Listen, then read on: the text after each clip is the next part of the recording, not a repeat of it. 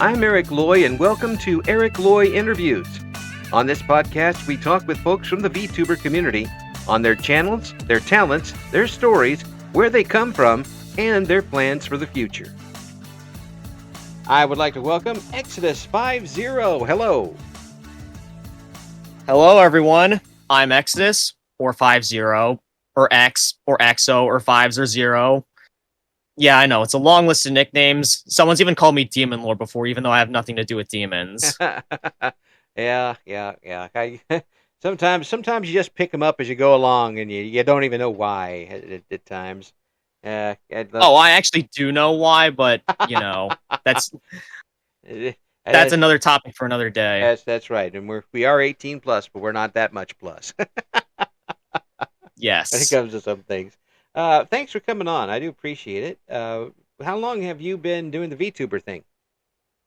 Nearly a year at this point. I joined roughly around November, October, fall of last year. Mm-hmm. I actually do have my first stream logged on somewhere on here. It was, yeah. I know you interviewed my friend Aiko, and she kept a record of this as well. But yeah, it was like October. Yeah, it was like around October 31st or so that I did my first recorded stream. Yeah. It's good to have friends that can blackmail you. Stuff. Keeps you honest. Yeah, we do it. Yeah, we do it. We do it in good taste. We do it for fun. Right. Of course. Now, what got you started in it? What brought you behind the microphone? Oh boy. It's quite a history that I've had with YouTubing, content creation, and being a live streamer in general. So I'll have to go way back. Do it. Way back in 2018, I was I was still a youngin'. I was still in school, and I was expanding my horizons for YouTube and content creation in general. And I come across this game called Starblast.io. It's a free game. And I thought, hey, this is pretty cool. Is there anyone who makes YouTube videos on it? And then I find someone, and their name was X27, and they don't have a channel anymore because, Papa and all that. Mm. But I thought, hey, this person's pretty cool with what they do. So I decided to, in a way, copy what they do. And also around this time, I started getting genuinely getting into racing games, which would become a norm for my channel as it is now. Yeah. And I also followed someone in that space as well. Yeah. So you were piling it up at the time. Reasons to do it. Yes. Yes. Although I was fairly limited at the time because I didn't have a gaming PC, let alone a PC, any sort of console that I could play a game on in general. I was literally limited to phones and iPads. Oh. Which I made it work at the time, but I'm looking back on it and thinking how did I was I really able to make it work like I did back then? Because if I tried doing that now, I'd be starting from square zero. Oh well, and invention is the mother of success. No, necessity is the mother of invention. That's where it is. So you did what you had to because you had to. Good one. Good observation. Yeah. Nah, anyways, I was fairly fine with with what I was doing at the time. Yep. And then COVID rolls around, and I'm like, okay, I have all this free time on my hands. I start looking on YouTube and more content than ever before at that time. And that's also when I started getting into Genshin. And it's again, I went around looking for Genshin content creators, and I discover this person using a virtual avatar. Mm. And then that led to me finding a Shylily clip. And I was less interested in the fact that, it was a funny clip, more so the fact that she was able to portray herself in a way that was more free, less limited by reality. Mm. And, she didn't have to reveal her face or anything like that. I'm like, hey, this is pretty cool. I'll keep this in the back of my head for a later time. And then a few years later, I'm like, screw it. I'm doing this myself now. Mm. And then so it began, my path to becoming a VTuber. Of course, along with that, I decided to stop making content for my old channel because, I felt like I was hitting a little bit of a slump there. Yeah, yeah. It's tough coming up with original content for recorded things. With doing things live, it's you always have the potential for something to happen that's different. There's For just sure. yeah, there's just that extra. There's something about not having a net sometimes that forces again. It forces creativity in a way, in It innovation, certainly does. and you better come up with something. Otherwise, that's a long fall down to down to the ground from where you're at. Um, start tap dancing and do it fast. If you got nothing else going on, but um, I imagine it did help you having that experience. That it wasn't um, really freaky, scary to get behind the microphone for this. Well, here's the thing.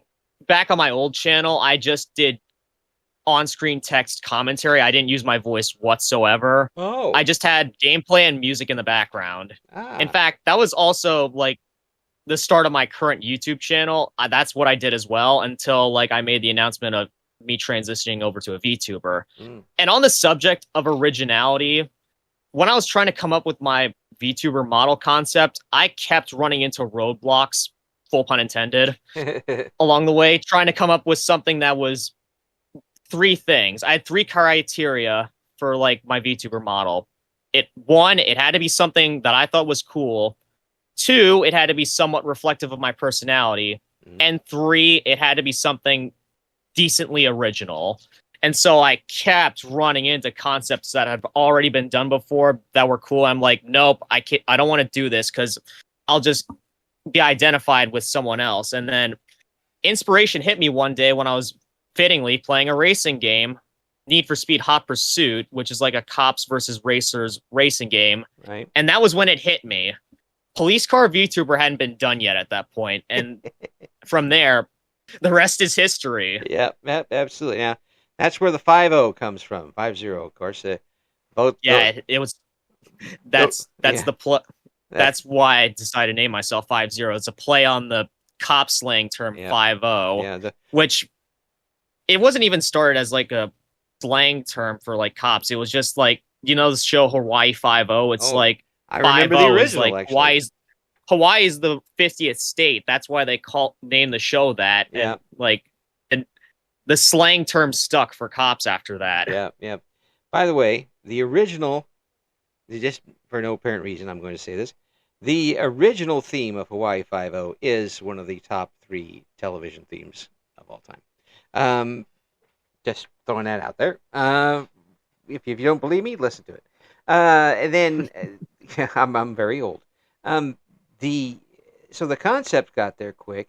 Once you finally turned the microphone on and got to decide to use your voice on there, was there a little bit of trepidation?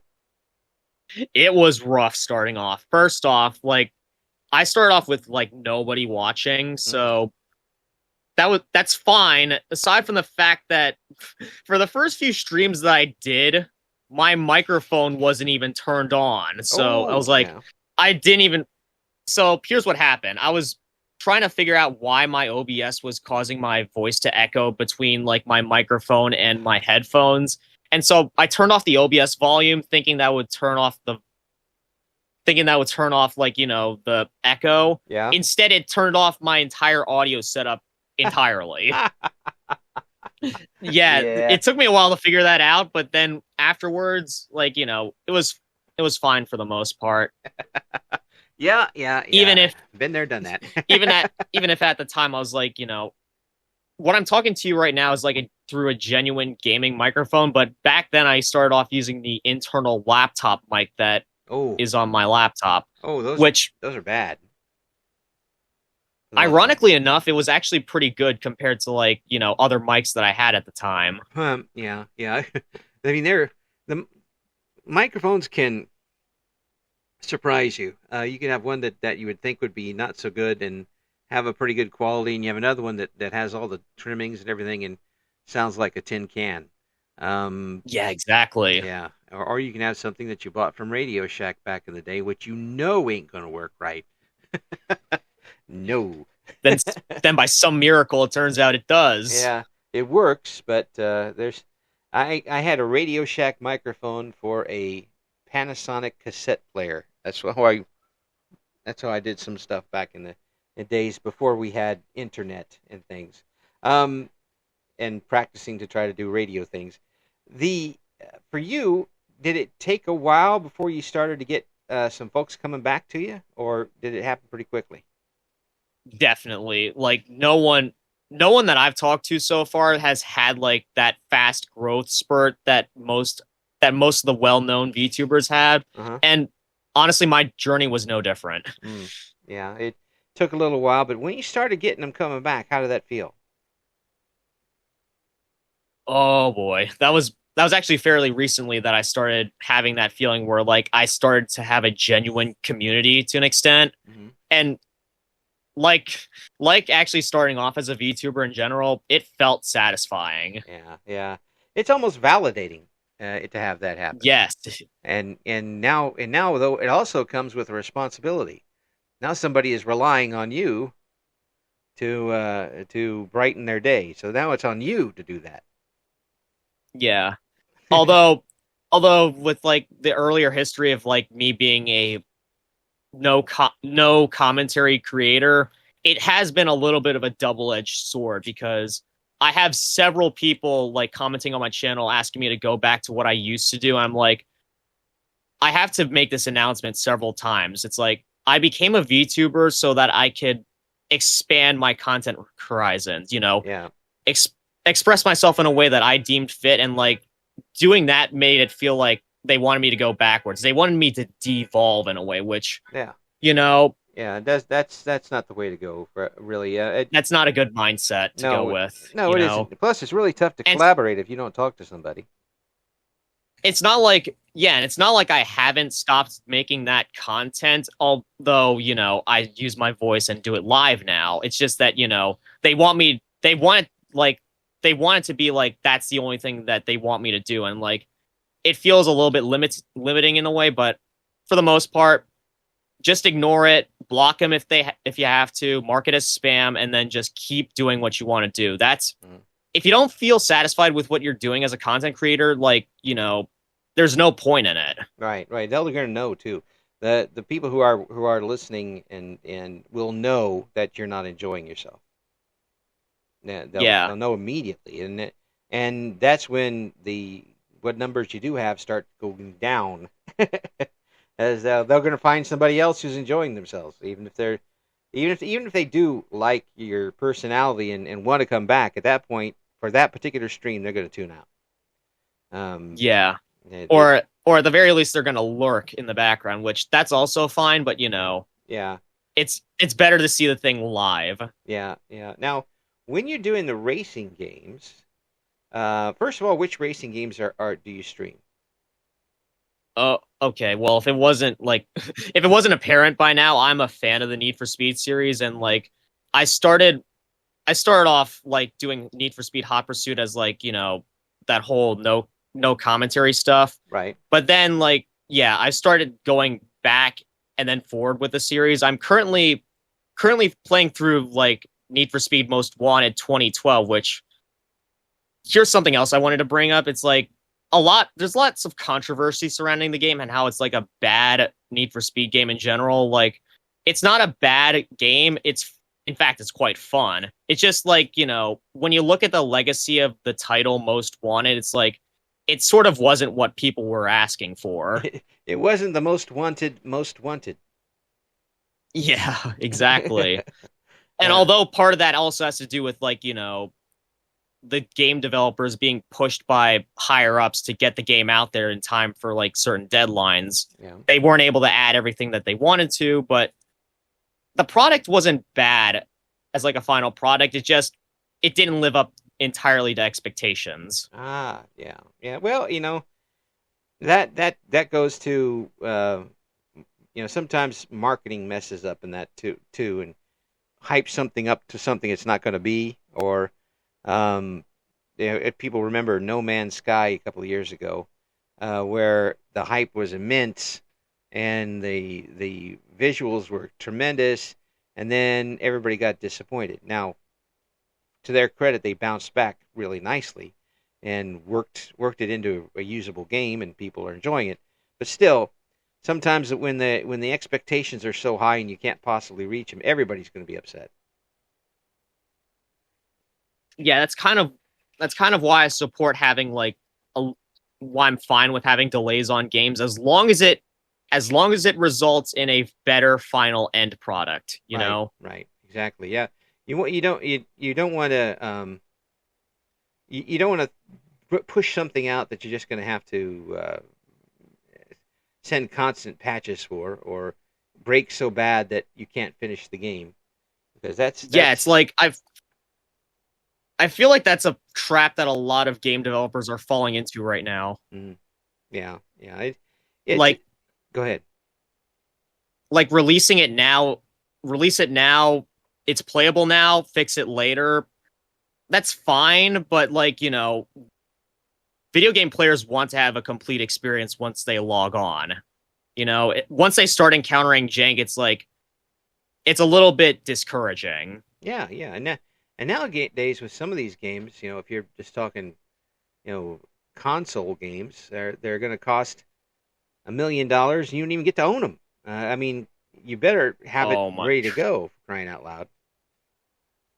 It's funny that you bring that up because, I saw you talking on the audio output, but nothing came through. Yeah, well, I'd say it really, you better make it good, because that's a lot of money to be spending on having nothing physically to show for it. Yeah, it's funny that you bring that up because, recently, I'm sure, many people I'm sure many people by now have heard of the Stop Killing Games petition. Mm-hmm. It really started gaining traction around a racing game of all things. Whoa, a racing game? Which one?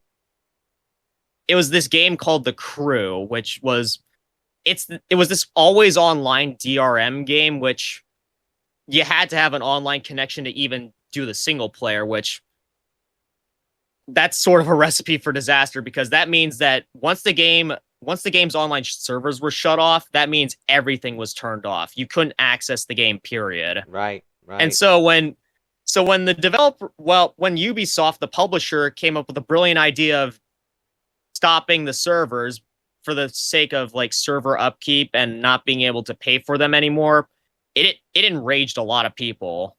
Oh yeah. And it's what started the whole Stop Killing Games position. Yeah. And I'm glad that they sort of I'm glad it got as much support as it did, because that means that people are listening and they're starting to see video games as less of plain code and assets and more of an art form. And like all art, it should be preserved for future generations to experience. Yeah. Well, I mean, some of the games don't need to be. Yeah, some don't, but yeah. In the case of The Crew, I felt like it was certainly a game that does need to be preserved, which in a way it has been. Someone actually made a server emulator so that you can access the game's online components now, but it's still in a sort of broken state. Yeah, it's not going to work quite right like it would normally. Now, is that a game where you actually work as a pit crew, or do you actually drive the car? It's more so you drive the car. There is a lot of crew functionalities, and most of the crew stuff is the crew name derives from playing with other players. Although I think that would be an interesting idea to come up with something like that, or have it part of another game where you can hire and your own crew for a certain group and have everything put together for it, because that does make a big difference in actual racing. To be able to put together a super crew for somebody and keep somebody from poaching them would be a pretty good idea for a game. Yeah, I'm pretty sure it's already been done before, although I haven't, because of my limited playtime with video games in general, it's just I haven't found one yet. Yeah. So, Yeah, it's out there somewhere. Surely I'm not smart enough to come up with something on my own as far as that goes. Please, not even close. Now, the first racing game I played, and we're talking back in the 1980s, Um, so it's a long time ago, and longer than I That's could fine. We admit. respect that here. Yes, was a game called Richard Petty's Talladega. It was on the Commodore 64, and it was interesting. Interesting to say the Yeah, least. I mean, it was, you could play it fine. I played it several times. You had 20 laps. You very rarely got past three. One time I got to about 18 and wrecked. Um, and Richard Petty always wins. That's all there is to it. He was called the king for a reason. That's right. He was the king of the video game. He was always first. They had two other ones finishing second and third. And if you were going to keep up with it, you had to use turbo, which took up all of your gas. So even if you did take the lead, you had to go pit immediately and lose everything. But it did have a pit function and all that stuff. And, that's something, I suppose, for a Commodore 64 game. But these days, um, how detailed does it get to be in a racing game? Oh, very. Racing games nowadays, they seem to be the game that everyone like in the console space goes to for like portraying graphics. Mm. That's how advanced they've become. Although in some aspects more than others they have devolved. Mm. You know, Devolved. How have they devolved? well, I'll bring up an example that I've been talking about recently. Forza Horizon 5. It's one of the more recent high graphic racing games that have released. I think it released in like 2021 or so. And like, IGN rated it a 10 out of 10 somehow. But when I started playing it recently this year, it's like it felt like the atmosphere was sort of dead in a way, Part of that had to deal with the map, which was Mexico, and it did not do a good job of portraying Mexico, to be honest. Looked more like Jersey in Mexico. No, it just looked like a flat open desert with a few jungles in the vicinity, and like, Wow. part of the dead atmosphere, I think, was like the lack of any modern civilization, which the last few games in the Forza Horizon series did have, but then they decided to remove it for 5 for like no good reason that I could think of. Wow. Yeah. And then on the like gameplay front, it's just mostly standard races, maybe a few time trials and drift trials thrown into it, and that's it. It's like there's not much gameplay variety at all. It sounds like something that they should have just do as an add-on to the previous one. Like if you don't have a concept to make something new out of it, just kind of add it on as extra. They'll still pay the price for it, for crying out loud.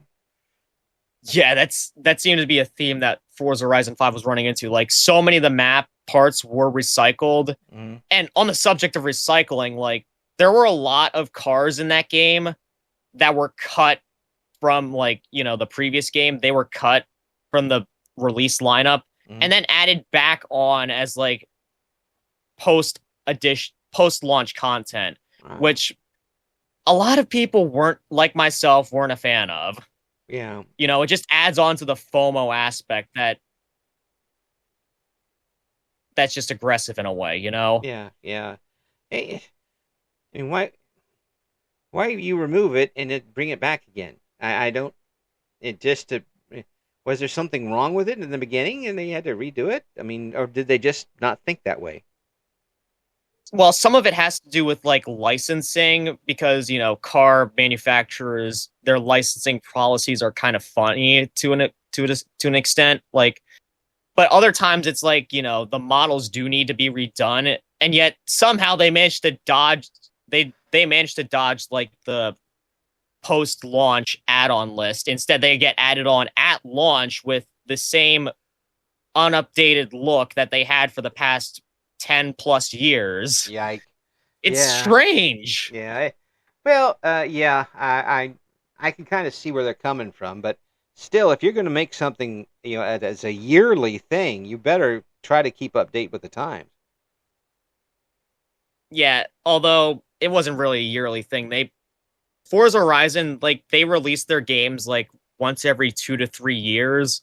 Although the gap between 5 and 6 right now, 6 hasn't released yet, but it's been 4 years since 5 launched, and like they just released it for PS5, which hooray for that, I guess.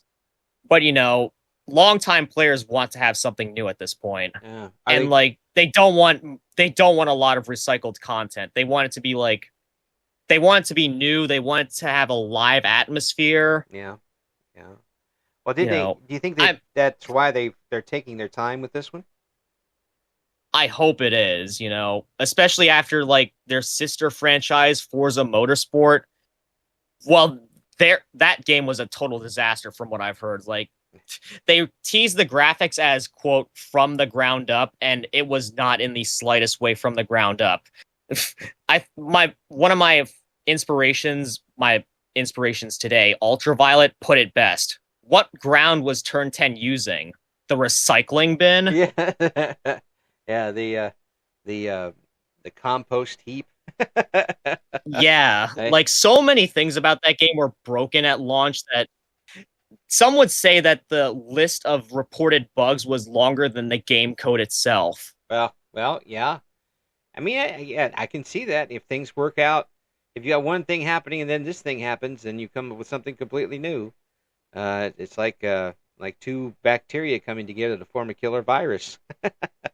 Yeah, back on track now. I just hope that the developers behind Forza Horizon, they are using this longer time period to actually make Forza Horizon 6 great. Yeah. I hope so for the racing fans' sake. And for you, how disappointing is it to get a racing game and then just have it not live up to anything? Oh, again, I feel like I use this term a lot. It's deflating, especially when I wanted to start off playing the series back when Forza Horizon 3 came out, and like I unfortunately don't have that chance anymore because the game got delisted and you can't download it anymore, legally at least. Yeah. And like when you play the later entries, it's like, yeah, this is fine, but knowing that, having the hindsight to know that the previous entries were better, it's deflating. Yeah, it is. And when you're expecting something new, improved, continuing but not exactly the same, and you get the same and not quite as good as before. Yeah, that's a big, and especially when you're spending out good money for it, it does make a big difference in the short run. So if I were to say you get to one racing game that you can stream, what is it going to be? And only one. Oh, no question. Need for Speed Hot Pursuit. It's the game that literally started me on my channel. Yeah. It inspired my model, for crying out loud. and what is it about that particular game that pulls it for you? Oh, there's a lot of things for me personally. One is like the gameplay. Unlike Forza Horizon 5, which very limited with its game modes, Hot Pursuit's game modes, they were they had a lot of variety to them. It's also surprisingly beginner friendly. The game does a good job of explaining how everything works to you, and it's easy to pick up and play. Yeah. Also, like the idea of cops versus racers, that just clicked for me. And then the car list itself, yeah. I would argue that since Hot Pursuit, we have not had a better car list in a Need for Speed. That might just be me being a supercar fan. I'm fine with tuner builds. Tuner is like, you start off with a low end car and then you build it up to like be a race car. Right. But I just prefer the supercar styling, Yeah, you want all the bells and whistles on that son of a gun. Yeah, right from the start. Yeah.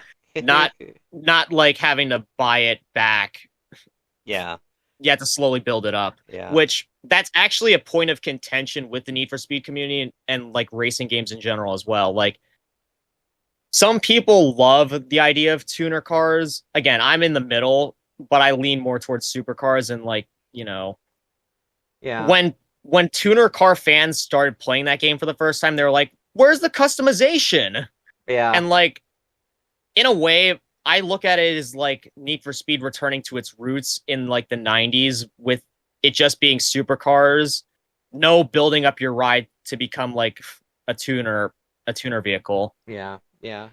And sometimes tuners take it a bit too far, in my opinion, making so-called ricer builds, which if you search it up, it's kind of ridiculous. Okay. Now, what does that mean? It's sort of like slang for like an overly. It's like a tuner car that was built so heavily, like they changed everything about the exterior to the point where it's like you could hardly recognize it's the same car anymore, and it just there's too much on it. Yeah. And all of it seems to be like for the sake of form over function. Oh yeah, yeah. It's kind of like when you hear the term stock car racing today, and then you look at the cars they're driving. They are not stock whatsoever. No, not in. Now, back in the 70s and 80s, early 80s maybe, but mostly the 70s, you could still see your, at least the general outline of a stock car. Yeah. They were driving. Who knows what they were doing to the inside of it? They get a little way with some things. Most certainly. But now, there's just no way that anybody's going to be driving that to the store anytime soon. No, in fact, they probably aren't even street legal. No, No. I thought it was kind of the point of the stock cars was to everybody get kind of the same basics, and then who is the best driver of the car, instead of who modifies it the best and gets away with stuff. That's sort of another reason why I like Hot Pursuit. It's like most of the cars, they are fairly balanced to an extent where it comes down to you being the better driver that ekes out your win. Yeah. Yeah. It becomes, it goes from being although there's still plenty of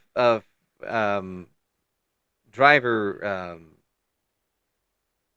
testing the driver's ability in it. I'm not putting anything with it, but it also becomes an engineering contest at the same time. Yes. How can I get that 0.001 more effectiveness out of this cam? Yes, most certainly. And that stuff kind of throws me off a little bit, but I always used to enjoy watching and we only used to get like one race every couple of weeks on television. We didn't have our own channel for it, or channels, that sort of thing. For you, are you an auto race fan? Well, I don't really watch it. I'm just a car guy and a vehicle guy in general. So if there's a car show in town, you'd go to it? I try. In fact, this year was actually the first year I was actually able to go to an auto show. Yeah, what'd you think when you got there? I was blown away at both shows that I've been to. Yeah. And I actually did see it. Go ahead. Okay. I actually did see a stock racing car at one of them. Yeah. So I can 100% say with certainty that they are not stock. They're like completely gutted from the inside, and all you have is a chair, your gauges, and an engine, a big ass engine. Yeah, some sort of roll bar protection now in there. Yeah, it wasn't there before. Yeah, you have to have some sort of safety. Yeah, my son-in-law has a really beautiful car he takes to car shows and wins things with, and I admire it from afar, but I'm not ever going to get in it or touch it. And it's a trophy, and I'm staying away from that. But some of the work that they put into those things is amazing. Definitely. Yeah, and there is a show here called A Hill Climb every year where a bunch of older cars come up and they have to go all the way up this very tall hill without stalling, and not all of them make it, especially the old cars. But to see that the engineering feats in them are pretty something. If I was to ask you to put the perfect car together, what would it be? Oh boy. That's kind of a difficult question for me. It would have to be, of course, it would have to be like something all-wheel drive, a decent engine, Yeah. Maybe a turbo or supercharger, a good interior that's comfortable but also practical. Yeah. And for me, I'm personally not a fan of minivans, so I would try to avoid those. So either just a regular coupe or sedan. Ah, okay. Yeah, yeah. I think that the minivan and SUV stuff certainly has its place, and I think that there's a reason why so many people have them, because they are useful. Yeah, they're just not my style, if I'm being completely honest. What about station wagons? I'm fine with those. They're a little bit lower to the ground, They're very low to the ground. They have a little bit more sports factor than a minivan. There's a lot of sports factor if you're in the back of one of them with about 8 other cousins bouncing around a country road, like I did a few times in my very, very young youth. The sport was try not to break something. Wow. It's funny that you brought up like the hill climb earlier with like old cars. Yeah. Like, okay, so my first car, the one that I had, so the deal with my first car was like I had to get all honor roll throughout high school. Mm-hmm. And then, I somehow managed to accomplish that. And my reward for that was a 1980 Triumph TR8, which was my father's. I'll send a picture for you so that you could add this to the interview when you're editing it, so that so that the audience can see the car itself. Yeah, I'll put that in. But there. Yeah, it is not an easy car to drive. Like, I feel like a lot of people nowadays, they don't know how to use a gear shift manual, which is like, the transmission is like a stick that you move around and that changes the gears. Yeah. Well, I would not. My first time driving. Yeah, go ahead. My first time driving that thing. Oh. This is a bad habit that I'm spreading, like talking over each other. No. Don't wait. The first time you drove it, it was not easy. Like, I stalled the car out several times.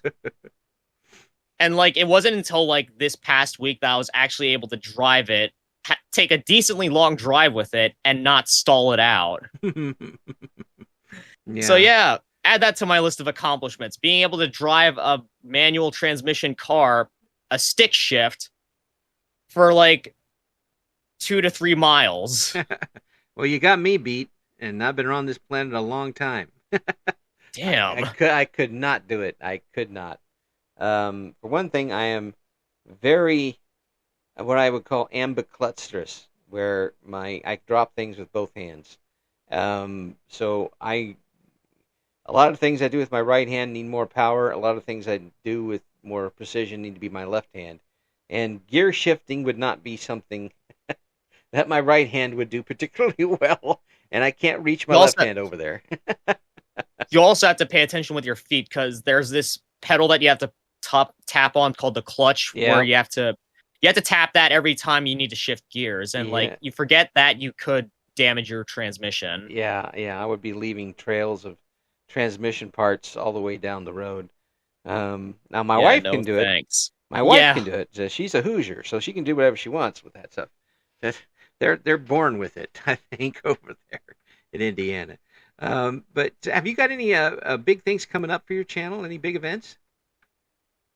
For like my channel right now, I'm actually going to be taking a little bit of vacation this coming week. So, but I am putting a few things together. Most importantly, though, is like a little bit of a visual update for my model, as in like different outfits that I want to put together for it.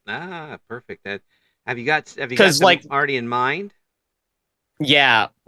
So like, one of the beauties of police cars is like the variety with their liveries. Mm-hmm. Like, some have black with silver accents, and like some with white and blue accents. That's kind of what I wanted to integrate for my model, is like having interchangeable colors that I could like change up for like whatever mood I'm in. Yeah, and it depends on what agency. I mean, like in Illinois, the state's cars are brown. The Brown? Yeah, brown. That's the first I've heard of. Some of them are brown. The uniforms are for sure. That some of them are brownish. Some of them are white.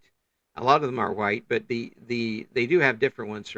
There's some of the smaller towns have blue cars, depending on what type of graphics they want to use, I guess. Yeah. When they bought them secondhand Mm-hmm. from somebody else, but yeah. So you're going to come up with so what is going to be the criteria for which outfit you use? Like I said, it's really just comes down to what mood I'm in, like what color scheme I'm feeling in the day. Like, yeah. I'm also asking for like a white and red combination because like just for trolling sake, so I look like an ambulance, like I'm wearing an ambulance. Yes. Maybe I'll do that for Christmas time. That color scheme would match Christmas. If I'm being completely honest. Yeah, put on the jingle bells and have the ambulance backwards across you. Yeah, it'd be perfect. It would. Yeah. It would absolutely. It would ring in the new year, as it were. Definitely. I got to tell you, it's an absolute pleasure talking with you, and I hope that we can talk again.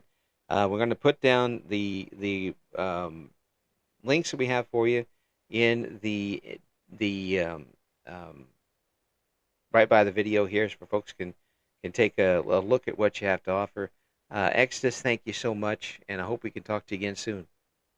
Definitely, I would love to do a part 2 for this because I talked with you on your DMs about this, but like there's so much I wanted to talk about that I couldn't condense it down to like 40 to 50 minutes. But if you want to do a part 2, just hey, yep, we're gonna. I'm open most weekends, so yeah, we're gonna try to do a lot more of those coming up. We have a lot of folks we want to talk to again. So stay tuned. Part 2 will be coming up soon. But in the meantime, check out what Exodus is doing. We're gonna have all those links in the description. Thank you again. It's been a pleasure, everyone. I'll see you around. Thank you for listening to Eric Loy Interviews. Join us again next time when we talk to another member of the always interesting VTuber community.